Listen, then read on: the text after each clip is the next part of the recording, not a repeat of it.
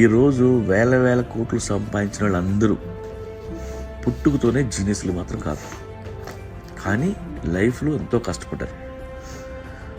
వాళ్ళలాగే మనం కష్టపడదాం. ఏదో ఒక రోజు మన మొబైల్ నెంబర్ని మన బ్యాంక్ బ్యాలెన్స్ చేసేద్దాం.